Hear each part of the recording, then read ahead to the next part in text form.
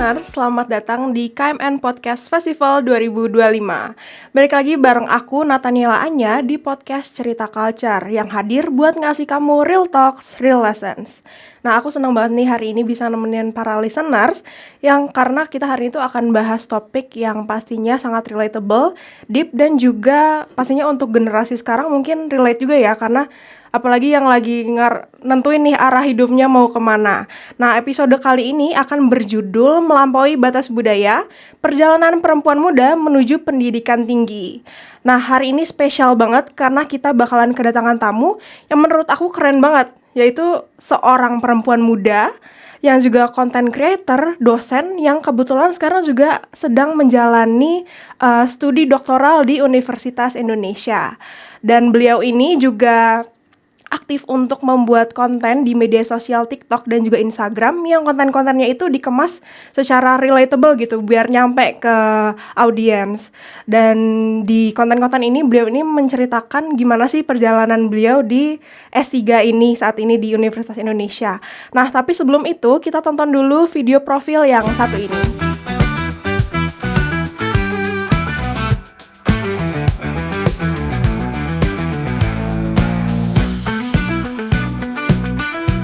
Oke, tanpa lama-lama lagi, please welcome Kak Berlian Karlina. Tepuk tangan semuanya. Terima kasih. Selamat datang Kak Berlina di Cerita Culture Podcast. Gimana kabarnya hari ini? Alhamdulillah baik. Terima kasih undangannya bisa hadir di sini dengan banyak. Betul. Gimana perjalanannya hari ini Kak?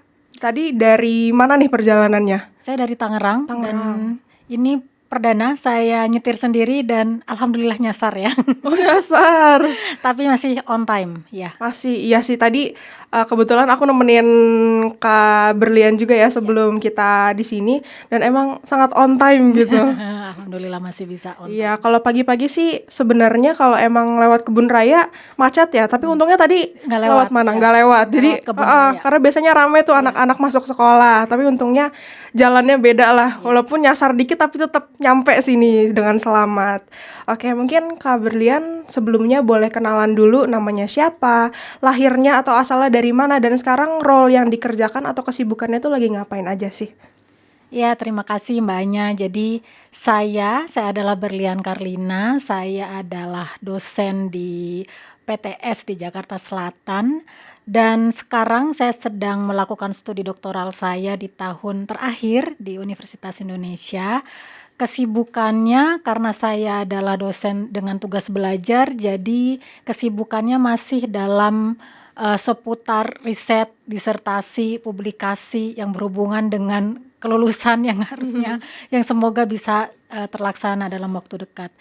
Dan selain itu saya juga disibukkan dengan membuat konten gitu ya di Instagram dan juga TikTok tentang perjalanan studi saya, studi disertasi dan S3 saya, apa yang sedang saya lalui, apa yang saya alami, saya tuangkan di konten di IG dan TikTok. Itu sih. Iya, betul-betul. Dan ngomong tentang perjalanan nih tadi, kita kan akan membahas tentang perjalanan perempuan muda gitu yang menjalani studi pendidikan tingginya. Kalau bisa dibilang perjalanan studi itu nggak cuma tentang gelar atau akademik aja ya Kak. Kayak banyak sekali lapisan-lapisan cerita yang dibalik itu yang mungkin nggak terungkap gitu di konten media sosial gitu. Dan hanya bisa diketahui ketika kita menjalaninya sendiri. Seperti itu.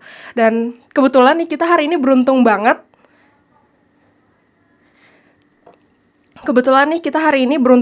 Karena kedatangan seorang perempuan inspiratif yang sudah menjalanilah pengalaman tersebut. Jadi kita bisa dengar hasil sharingannya dan kita bisa banyak ambil insight gitu dari pembicaraan hari ini. Terima kasih Kak Berlian sudah bersedia hari ini. Nah, mungkin pertama-tama boleh dong Kak Berlian ceritain mungkin dari riwayat pendidikannya ya, karena kita ngomongin tentang pendidikan tinggi. Kak Berlian sendiri dari SD, SMP, SMA, S1 sampai S3 tuh ngambil pendidikannya di jurusan apa sih dan kenapa milihnya itu? Oke. Kalau diulas dari pendidikan yang paling dasar dari SD, saya itu besar dan dilahirkan dan besar di kampung di Madura, di Sampang Madura. Saya besar di sana dan saya sekolah SD saya dari Sampang, kemudian SMP saya itu pesantren di Gontor, kemudian SMA saya di Malang. Jadi saya sangat mobile ya. Iya. Baru S1 saya tuh dari Malaysia. Kemudian setelah kembali ke Indonesia, saya menikah, kemudian saya lanjut S2, dan S2 saya kebetulan dual degree di BINUS dan Macquarie di Sydney, Australia. Baru di 2021 saya mengambil S3 di Universitas Indonesia. Gitu Untuk sih. jurusannya sendiri ngambil apa nih, Kak? Ya, jurusannya ini adalah keuangan dan perbankan. Jadi S1 sampai dengan S3 kebetulan linear tentang keuangan dan perbankan gitu. Dan kenapa sih milih tentang ngambil jurusan keuangan ini? Apakah ada motivasi tertentu gitu? Keuangan, kenapa ya keuangan? Kenapa tuh? Jadi dulu saya saat ambil S1 itu, kenapa ya saya pilih keuangan? Karena menurut saya kita itu hidup di dunia realistis butuh uang gitu ya. Benar. Benar enggak? Tapi Benar. tidak semua orang di dunia itu bisa mengatur keuangannya. Iya. Uang tuh bisa dicari. As long as kita bergerak, moving, insya Allah rezeki itu ada. Uang itu akan masuk. Tapi bagaimana kita mengatur uang itu kan memiliki kemampuan dan ada pengetahuan yang harus dipelajari. Nah itu sih motivasi awalnya sampai keterusan sampai S3 Iya, sampai sekarang, sampai S3. Jauh banget ya Jauh keterusannya. banget, iya. Bagus. Berarti kalau kakak sudah menjalani nih sampai S3 belajar tentang keuangan, itu apa sih bedanya? Apakah ada teori-teori tertentu yang emang harus dengan belajar dulu gitu, baru kita ngerti gitu? Ya, sebetulnya kalau kita belajar tentang manajemen keuangan itu pertama memang kita harus tahu dulu, pengetahuannya harus dapat. Yang kedua adalah konsistensi, di mana-mana itu harus konsisten. Kita udah tahu ilmunya, kalau misalkan yang paling dasar lah ya, pengeluaran tidak boleh lebih daripada pemasukan. Iya. Itu kan yang paling dasar kelas SD gitu ya. Tetapi kalau ilmu itu tidak bisa dipraktekkan dan tidak bisa diterapkan di kehidupan nyata, ya tinggal ilmu aja gitu. Nah sama halnya dengan ilmu-ilmu yang lain ya. Misalkan dalam ilmu keuangan itu kan ada yang namanya saving, expense, itu harus dihitung sesuai dengan pendapatan yang kita punya. Nah itu tuh kan harus diikutin dan harus konsisten sesuai dengan teorinya.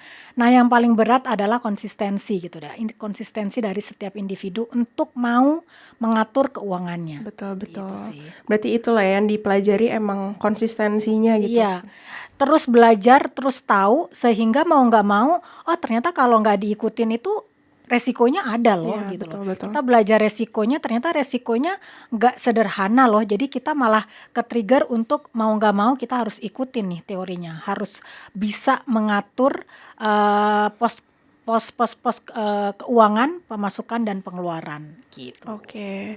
Mungkin selanjutnya aku mau nanya nih Kak, di perjalanan melanjutkan studi sampai S3 ini, kakak itu bisa dibilang pas kecil tuh tinggal di lingkungan seperti apa sih? Dan gimana dulu waktu kecil tuh pernah kepikiran nggak bakal sekolah sampai setinggi ini gitu? Ya, seperti yang saya tadi katakan, saya besar itu di kampung ya. Iya. Di kampung dengan informasi yang tersedia itu tidak sama dengan di kota besar. Kalau dulu zaman saya kan belum ada yang namanya medsos ya. Jadi satu-satunya informasi itu kan dari TV gitu ya. Nah, saya besar di kampung. Saya itu sejak saya SMP SMA saya mempunyai tekad untuk kuliah di luar negeri. Itu udah tekadnya besar banget. Dari kecil. Dari kecil saya ingin kuliah di luar negeri gitu. Nah saat saya SMA, saya propose nih orang tua saya. Saya panggil Abi Umi saya mau kuliah di Australia waktu itu. Ternyata nggak diridoin. Karena mungkin saya mau coba memahami, saya masih muda, kemudian perempuan sendiri tinggal di Australia dan saya dibesarkan di lingkungan yang sangat timur, sangat religius gitu ya. Pasti berat orang tua saya melepas saya ke Australia. Saya tidak diizinkan, sehingga saya memutar mencari cara, aku nggak mau kuliah di Indonesia, aku maunya di luar. Nah kebetulan di sekolah saya itu ada presentasi tentang sekolah Malaysia gitu. Nah saya tertarik tuh karena saya lihat Malaysia ini kan secara culture, budaya, kemudian kita lihat dari pola agama itu kan bahkan lebih ketat daripada Indonesia gitu ya. Jadi saya coba saya apply tanpa kasih tahu orang tua saya dan kebetulan diterima. Setelah diterima, saya ajak orang tua saya untuk mendengarkan presentasi tentang sekolah ini dan alhamdulillah mereka sangat suka dan mendukung gitu. Di situ tuh awalnya, wah akhirnya saya senang banget saya diizinkan kuliah di luar dan itu menjadi salah satu langkah pertama ya untuk akhirnya terbuka wawasan saya, ternyata pendidikan sekolah itu ternyata penting juga ya, nggak hanya untuk laki-laki, buat perempuan itu juga sangat penting. Nah, dari situ kebuka gitu. Oke, mungkin ada momen spesifik nggak sih ketika kakak sadar gitu kalau kakak tuh suka banget belajar atau suka banget tentang dunia akademik gitu? Itu momen apa sih yang membuat kakak berpikir seperti itu? Iya. Jadi sejak saya kuliah itu, saya itu sangat suka tantangan. Tantangannya itu kalau udah exam week, kalau udah minggu ujian, saya tuh bisa di library dari jam 8 pagi sampai jam 12 malam, nggak keluar-keluar. Ya kita keluar makan siang dan makan malam gitu. Jadi saya suka dengan ritme yang di perpus, belajar, keluar sudah gelap gitu. Nah, saat saya menyadari udah selesai nih kuliah, wah besok nggak belajar lagi nih. Saya tuh kayak ada rasa, ya udah selesai nih. Ada rasa kayaknya kurang nih gitu ya. Nah dari situ kok kayaknya aku sukanya belajar di kelas deh. Saya sukanya sisi-sisi akademik deh. Jadi saya baru kepikiran untuk lanjut S2 sejak itu. Nah dari situ saya pulang ke Indonesia, saya menikah dulu, kemudian saya diizinkan suami untuk meneruskan S2. Setelah menikah ya saya lanjut S2 gitu. Setelah S2 baru saya coba menjadi dosen gitu. Oke, keren banget sih ya cerita-ceritanya, kayak menikah dulu baru lanjut ke S2. Kalau sekarang langsung lanjut lagi ke S3 di Universitas Indonesia. Iya, karena saya lihat ya kalau dosen itu kan lingkup kerjanya tentang akademik gitu ya. Pasti ujungnya adalah ujung karir seorang dosen itu kan mendapatkan gelar pendidikan tertinggi. Betul. Ya, itulah S3. Jadi saya kayaknya tidak punya alasan lagi untuk tidak S3 untuk profesi dosen. Jadi untuk saya bisa mengajarkan tentang riset dari versi yang terbaik dari saya melalui ilmu yang saya dapat di kuliah S3 ini. Betul. Tapi kalau kakak sendiri kan tadi ada hal-hal lah yang bikin excited gitu ketika belajar, mulai dari S1, S2, S3. Tapi apakah hal yang bikin excited itu masih sama sampai sekarang? Atau ada perubahan gitu? Karena kan pastinya di tiap jenjang itu lingkungannya berubah, orang-orang di sekitarnya berubah. Itu hal yang bikin excited tuh masih sama nggak sih atau ada perbedaan? Kalau ditanya apakah sama, jadi kesenangan kita belajar tuh masih sama. Porsinya tuh nggak berubah. Saya tuh suka mendengarkan dosen mengajari sesuatu hal yang baru. Tapi mungkin saat S3 tuh ada yang signifikan tidak sama dengan jenjang-jenjang sebelumnya. Di S3 itu kan kita melakukan riset panjang di mana hanya kita yang tahu riset kita. Metode apa yang kita lakukan tuh hanya kita. Teman-teman kita tuh kan tidak bisa 100% memahami apa yang sedang kita lakukan. Betul. Jadi proses kesendirian merenung itu menjadi hal baru yang saya pelajarin di S3.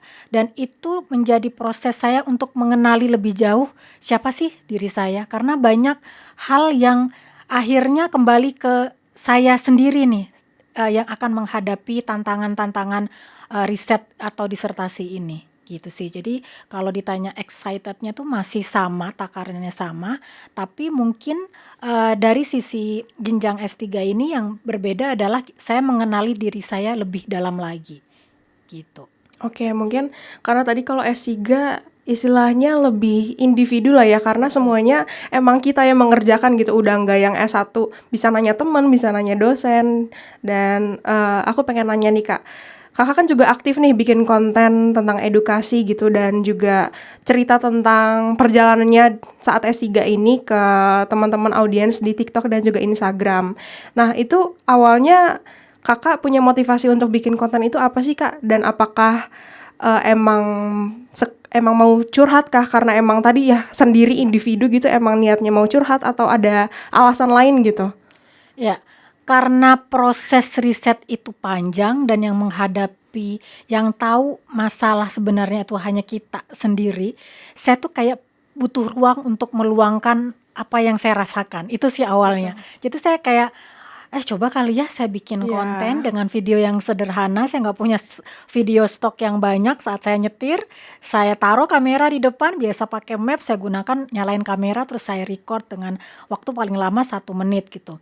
Kemudian saya edit dengan narasi yang sedang saya alami saat itu. Saya kayak curhat aja ke orang, ini loh aku sedang, tapi dengan bahasa yang bisa teman-teman bisa pahamin gitu ya, lebih relatable. Nah dari situ ternyata video 1, video 2, video 3, oh ternyata responnya baik, feedbacknya baik, oh ternyata banyak loh yang ternyata relate dengan apa yang saya alamin. Nah dari situ ya saya semakin banyak menuangkan apa yang sedang saya alami, kegelisahan, kesulitan tentang perjalanan disertasi itu, dan itu semakin banyak feedback dari teman-teman yang lain, dan hampir semua mahasiswa S3 tuh pasti mengalami momen sendiri itu, dan kadang mereka tuh memang butuh teman yang ternyata nggak sendiri loh, banyak yang mengalami hal yang sama, walaupun yang tahu masalahnya tetap kita gitu. Tapi kan Betul kita betul. dengan melihat teman-teman juga mengalami kesulitan yang sama, setidaknya kita mempunyai motivasi gitu untuk tumbuh, untuk menyelesaikan ini bareng-bareng gitu ya. Bareng-bareng. Benar sih sekarang juga dengan adanya media sosial gitu kita bisa bikin konten itu jadi istilahnya bisa jadi pelarian stres kita lah ya, Kak. Betul. Nah, kalau Kakak sendiri pelarian stresnya ada nggak nih tips atau rekomendasi mungkin untuk listeners yang juga lagi pusing-pusingnya di studinya gitu, ada nggak sih rekomendasi healing gitu? Kalau rekomendasi healing ya, kita harus tanya nih ke diri kita dulu. Kamu sukanya apa gitu? Kamu sukanya olahraga, kamu stres, kamu ke gym. Kamu luangkan apa yang menjadi beban pikiranmu dengan berolahraga gitu. Kalau kamu sukanya masak, go ahead cooking gitu. Dan sama halnya kalau kamu misalkan sukanya curhat, aku pengen cerita nih tapi nggak bisa yang ada dengerin aku. Mungkin coba dengan cara saya bikin Bikin konten. konten. Ini kan salah satu media curhat saya adalah di media sosial gitu, tapi saya bungkus dengan narasi yang sedemikian rupa sehingga banyak orang yang merasakan hal yang sama gitu. Jadi kalau sedang dalam posisi yang tidak nyaman, sedang stres, baiknya tanya ke diri sendiri. Sebenarnya saya itu sukanya apa sih? Nah, lakukan apa hal yang teman-teman suka sampai dengan lupa dengan beban yang sedang dialamin gitu. Oke, terima kasih Kak jawabannya. Mungkin kita masuk ke budaya kali ya, karena tadi balik lagi ada lapisan cerita yang mungkin nggak bisa diungkapkan hanya lewat media sosial, tapi harus dialami sendiri. Kalau tentang budaya, mungkin dulu itu, zaman dulu sering banget budayanya adalah seorang perempuan terutama ya, itu nggak perlulah sekolah tinggi-tinggi gitu buat apa, karena kan nanti ujung-ujungnya juga nikah hanya di rumah gitu kan, nggak ngapa-ngapain. Nah, menurut Kakak, apa sih perbedaan atau benturan yang paling kerasa gitu antara budaya lama tadi sama kenyataan perempuan sekarang gitu yang banyak sekali perempuan atau wanita karir saat ini yang mulai sadar gitu akan pendidikan tinggi. Ya, benturan budaya dengan kebutuhan dalam zaman modern sekarang ini. Kalau saya lihat ekspektasi tradisional kepada perempuan itu kan kita tuh dianggap hanya mengurusi urusan domestik. Iya, Udahlah perempuan di rumah aja, betul. udahlah perempuan ngurus anak aja, masak buat suami dan sebagainya. Sementara kalau kita lihat dalam dunia nyata, perempuan itu bisa berdaya, bisa berkarya, bisa membuat hal yang dampaknya lebih besar, tidak hanya di rumah tetapi membuat sesuatu yang memiliki karya yang lebih nyata gitu ya. Eh, Kalau saya lihat ekspektasi dari kemandirian perempuan untuk bisa berkarya itu juga sudah besar gitu ya. Karena kita dituntut untuk bisa tidak hanya gemar atau tidak hanya pintar mengurusi urusan domestik, tapi kita juga bisa berdedikasi atau berdaya dengan memiliki karya yang kita sukain gitu ya. Jadi perempuan itu tidak hanya sebatas hanya mengurusi urusan domestik, tetapi lebih dari itu. Lebih dari itu untuk mendapatkan kesempatan yang lebih besar di luar dengan mendapatkan pendidikan yang lebih baik di luar. Itu sih.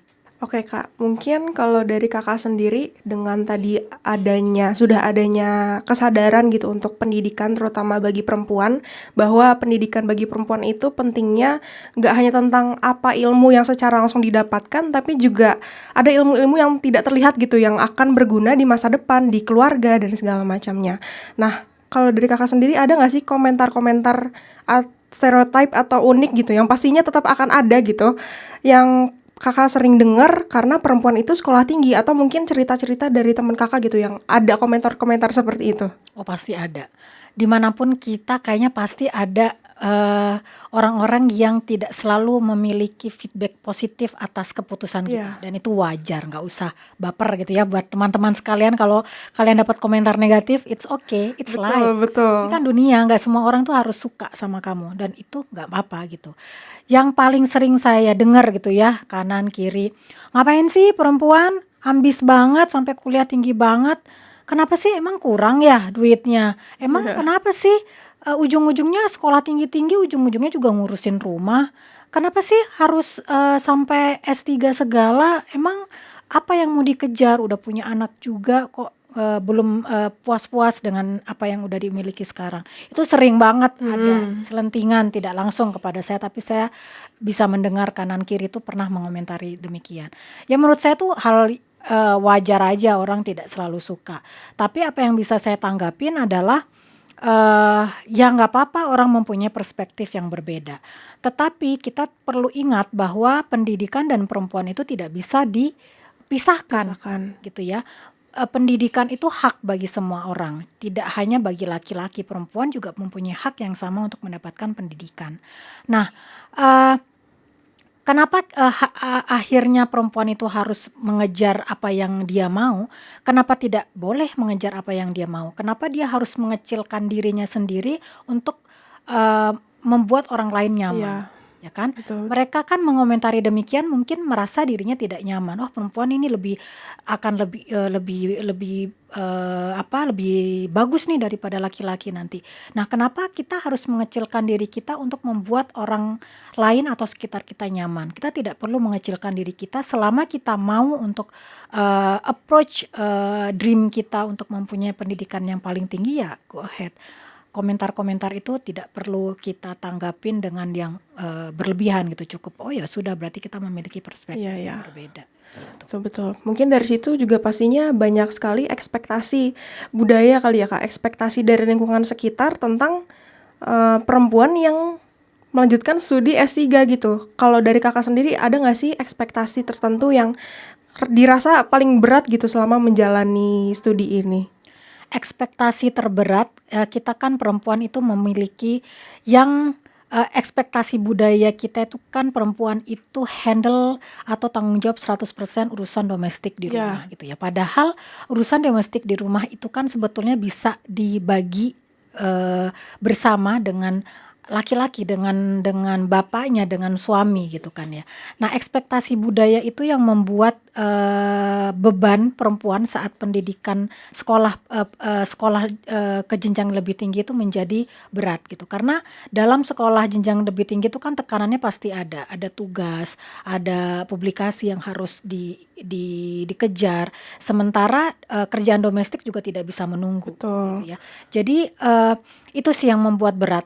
Nah, untuk bisa meringankan itu Iya. semua, kita harus bisa menjelaskan ke anggota keluarga. Saya sedang menjalankan proses studi ini dan akan fokus di studi ini dan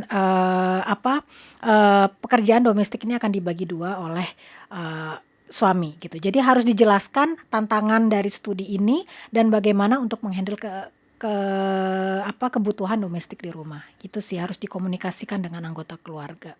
Iya, berarti menurut Kakak seorang perempuan itu sebenarnya bisa ya menghandle lebih dari satu peran gitu. Atau mungkin Kalau pendapat kakak gimana nih? Menurut kakak sendiri gimana? Perempuan itu bisa saja menghandle lebih dari satu peran. Kalaupun dia hanya menghandle satu peran juga oke, tidak ada masalah. Selama peran itu yang dijalankan tidak ada paksaan. Itu atas kemauannya sendiri gitu. Ya nggak apa-apa kalau misalkan hanya ingin urusan domestik di rumah, it's okay. Itu asal itu adalah kemauan dari perempuan itu sendiri. Tetapi kalau dia memilih multi peran juga tidak ada masalah selama itu adalah pilihannya, tidak ada orang yang menyuruh dan yang memaksakan. Selama dia bisa membalancekan, menyeimbangkan antara kewajiban dia, kita harus ingat bahwa kewajiban domestik itu tidak hanya tidak hanya kewajiban perempuan, tetapi juga kewajiban laki-laki gitu ya. Jadi memberikan komunikasi kepada anggota keluarga bahwa kita itu memiliki peran yang sama. Gitu ya, peran yang sama dalam menjalankan mengapproach mimpi kita dan menjalankan kewajiban kita untuk mengurus urusan domestik di rumah. Saya rasa sih nggak ada masalah dengan multi peran atau single peran pun Betul. Emang lebih disesuaikan sendiri lah ya dengan individual masing-masing. Betul. Kalau kakak sendiri cara menyeimbangkannya tuh gimana caranya tuh kak? Jadi menyeimbangkan multi peran itu kita harus sadar bahwa kadang kita ada di fase kehidupan itu yang memiliki prioritas yang tidak selalu sama. Saat saya studi S3 itu di tahun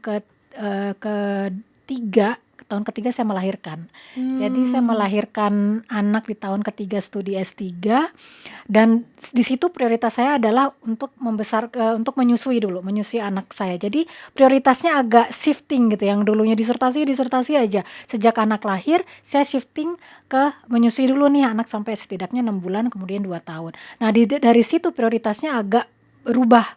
Dan itu nggak apa-apa gitu, karena hidup itu kan dinamis. Kadang apa yang sedang kita prioritaskan ya udah itu dulu gitu. Jadi untuk menyeimbangkan antara peran itu kita nggak harus semuanya itu harus terjadi dalam satu waktu. Kita harus bisa memilih mana yang prioritas saat itu dan kita komunikasikan dengan anggota keluarga dan siapa yang akan kena dampaknya dari prioritas yang kita akan ambil itu. Begitu sih. Oke. Mungkin aku ada pertanyaan nih kak.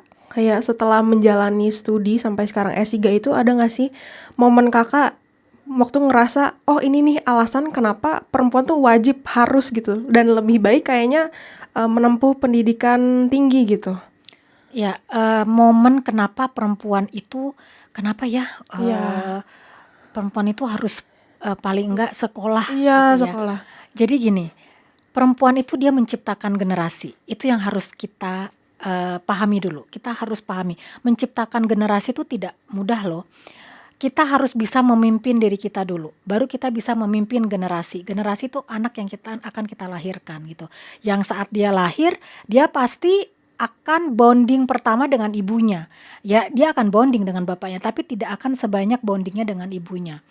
Jadi saat perempuan itu memiliki pendidikan yang tinggi, pendidikan itu adalah membuka wawasan, kemudian dia akan memiliki cara menyelesaikan masalah dengan lebih efisien, kemudian dia bisa memutuskan keputusan sesuai dengan apa yang perlu diputuskan saat itu. Jadi dia membuka wawasan yang tidak hanya sekedar teori, tapi membuka diri yang paling dalam gitu. Nah, saat menciptakan generasi mulai dari anak baru lahir gitu ya, perempuan itu kan yang menentukan, ibu itu kan yang menentukan kapan anak dikasih ASI, kapan anak mulai makan, kapan anak itu waktunya makan dan waktunya tidur. Itu kan ditentukan oleh ibunya. Nah, kalau ibunya sendiri tidak memiliki pengetahuan yang cukup, tidak memiliki modal untuk memimpin, yang memimpin itu dia didapat dari pendidikan, nah bagaimana bisa itu akan menciptakan generasi yang super, yang bagus gitu sih. Ya berarti emang itu ya, balik lagi ya tadi, emang ada beberapa ilmu yang emang gak kelihatan gitu, Betul. gak kelihatan secara langsung, yang sebenarnya emang berguna di kemudian hari. Oke, mungkin dari segmen tadi tuh banyak banget ya kak insight yang bisa diambil oleh para listeners. Dan sekarang kita mau masuk ke sesi games dulu nih kak.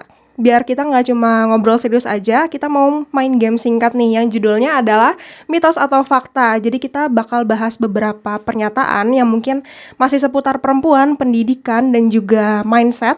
Nah kakak siap nih gak? Oke. Siap nih? Oke. Sebelum itu kita nonton dulu yang satu ini.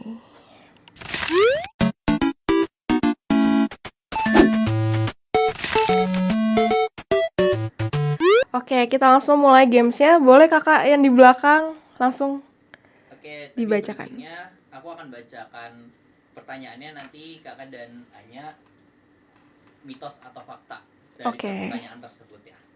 Oke. Yang nomor 1, menurut kakak benturan paling kerasa antara budaya lama zaman dahulu pendidikan tidak begitu penting untuk wanita, saat kenyataan perempuan sekarang yang punya kesempatan belajar lebih banyak. Apakah mitos atau fakta? Perempuan tidak.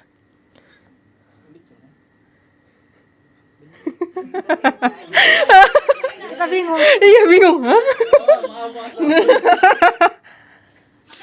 Gak apa-apa. Oke, yang pertama, perempuan harus pilih antara karir atau keluarga, nggak bisa punya keduanya. Oke, 3, 2, 1. Mitos. Oke, kakak sendiri Kak Berlian kenapa nih jawab mitos? Ya, kenapa harus milih ya? Benar, Ya kan, benar. kenapa Kalau bisa harus dua-duanya. kita itu kan kita harus memiliki pasangan yang melihat potensi kita tuh bukan sebagai ancaman, sehingga bisa tumbuh bersama. Jadi nggak ada pilihan pendidikan atau urusan rumah nih, nggak ada. Why don't we grow together gitu ya? Betul, Kenapa betul. harus milih kalau kita bisa bareng jalan tumbuh bersama? Benar sih, benar. Apalagi kalau menurutku juga mitos juga sih Kak, karena kayak ya kalau bisa berbarengan kenapa enggak, dan itu juga kan ya sesuai keputusan masing-masing aja, sesuai dengan keinginan masing-masing. Kalau emang mau keduanya ya udah gitu. Ya. Oke, mungkin lanjut ke pernyataan kedua.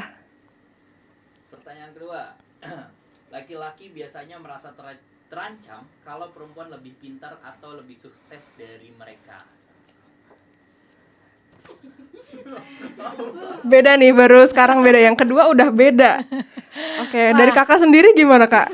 Fakta ya menurut saya. Iya, Ya. tapi emang ada alasannya memang, Kak, ada iya. alasannya. Jadi memang tidak semua, seperti yang tadi saya katakan, tidak semua laki-laki itu melihat potensi atau prestasi dari perempuan itu sebagai suatu aset ya. Bahkan mereka melihat itu sebagai ancaman gitu. Mereka tuh takut Iya. karena mereka menganggap, budaya itu kan menganggap bahwa laki-laki itu dia harus tumbuh dengan pencapaian. Sementara perempuan itu harus ada karena pengorbanan. Jadi semakin banyak pengorbanan perempuan itu semakin bagus, seolah-olah begitu budaya kita. Sementara sama halnya laki-laki tak, kalau pencapaian bagus banyak. Jadi saat kita keluar dari kerangka itu, kita memiliki pencapaian yang lebih besar gitu ya. Jadi laki-laki bisa kehilangan keseimbangannya gitu. Jadi menurut saya, kalau kita bertemu dengan laki-laki yang menganggap kita pertumbuhan kita itu adalah ancaman, ya kayaknya kita beda level nih, mohon maaf. Iya, gitu betul, ya. betul. Jadi kita harus melihat bahwa lingkungan kita tuh harus mendukung, lingkungan yang terdekat kita harus mendukung, karena kita tidak perlu merasa kecil dulu untuk melihat, tidak perlu kita menjadi kecil untuk melihat orang lain itu menjadi aman. Gitu sih. Oke, kalau menurut aku sendiri, kenapa fakta? Karena sebenarnya memang fakta ada yang seperti itu ya. Apalagi kalau di zaman dulu lah gitu, pasti ada aja yang seperti itu. Cuma memang kalau sekarang sih kayaknya zaman sudah berkembang, udah banyak lah ya laki-laki yang mengerti gitu kalau nggak apa-apa loh perempuannya punya pencapaian tertentu setinggi apapun, karena itu juga bisa menjadi salah satu hal yang bisa dibanggakan gitu ya Kak. Oke, menurut aku gitu sih. Jadi sebenarnya setengah-setengah mitos dan juga fakta karena emang ada gitu. Cuma ya seiring dengan berkembangnya zaman ya udah berkurang lah yang begitu ya. Oke, selanjutnya. Semoga. Selanjutnya yang ketiga boleh. Selanjutnya, perempuan yang sekolah tinggi biasanya lebih sulit menemukan pasangannya. Oke, kali ini sama. Kalau dari Kak Berlian sendiri alasannya kenapa nih mitos? Pendidikan itu bukan jadi menyulitkan jodoh ya menurut saya. Tapi pendidikan itu jadi perempuan itu memiliki pengetahuan, dia jadi tahu siapa dirinya dia sendiri, dia jadi tahu batasannya dia jadi tahu apa hal yang tidak bisa dia toleransi, sehingga pendidikan bisa menaikkan standar perempuan itu sendiri. Jadi bukan menjadi menyulitkan jodoh, tapi dia sadar aku ini value-nya segini, aku worth gitu loh.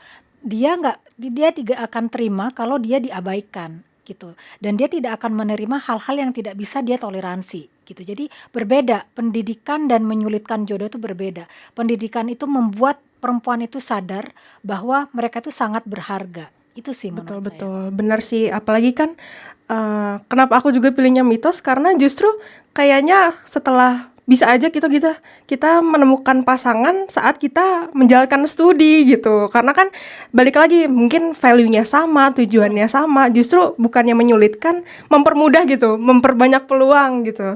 Oke, mungkin selanjutnya pernyataan yang keempat boleh. Selanjutnya, anak muda yang memiliki growth mindset lebih cepat berkembang dibandingkan yang memiliki fixed mindset. Oke, kita sama nih. Kak aku dan Kak Brilian sama fakta. Kalau dari kakak apa nih Kak alasannya? Growth mindset itu akan lebih berkembang karena growth mindset itu dia tidak akan takut untuk memulai hal baru.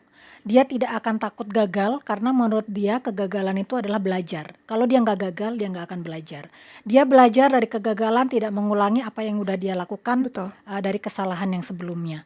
Sementara fixed mindset dia takut memulai hal yang baru itu takut dia nggak bisa, dia malu, kemudian dia takut terancam kalau ketemu dengan orang-orang baru yang lebih pintar, yang lebih berharga dari dia gitu. Jadi ketakutan itu yang akan mengisolasi dirinya sehingga dia tidak bisa berkembang lebih besar lagi. Betul.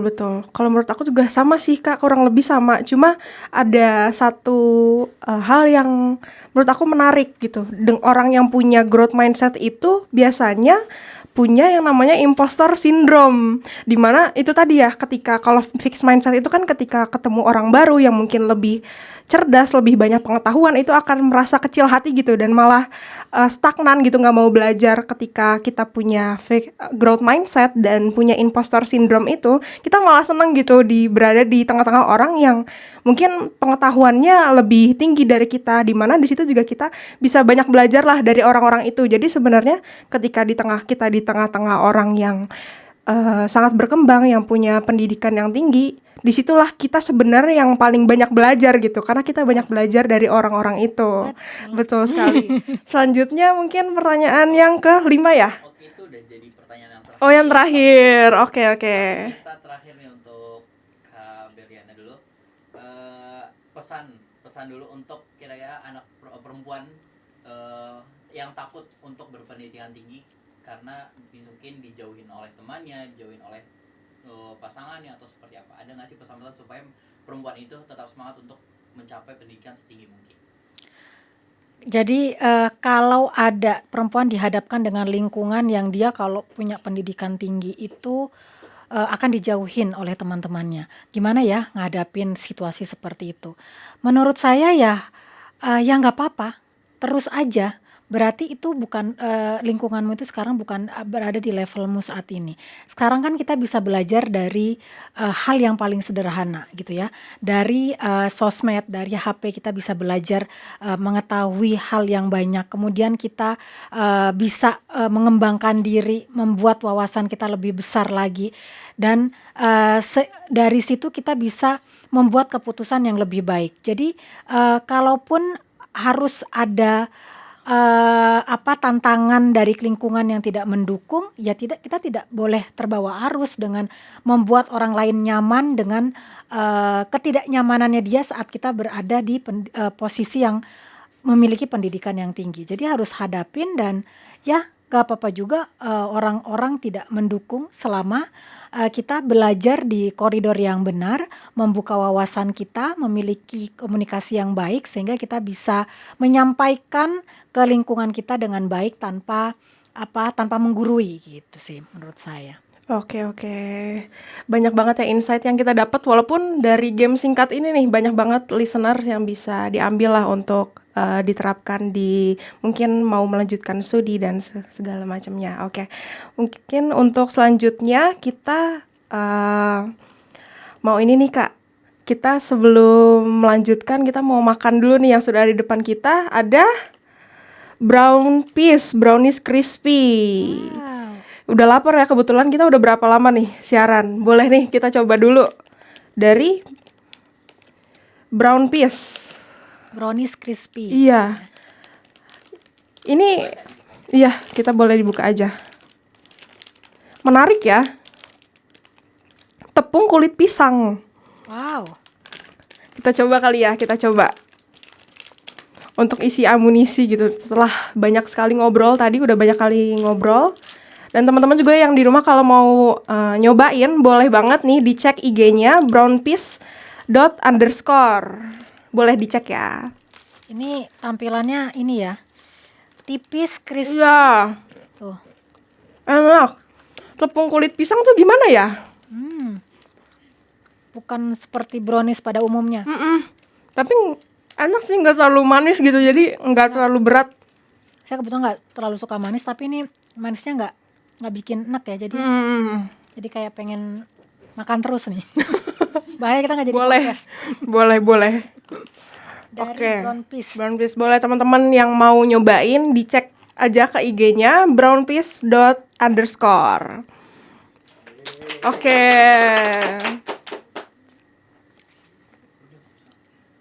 Kenapa?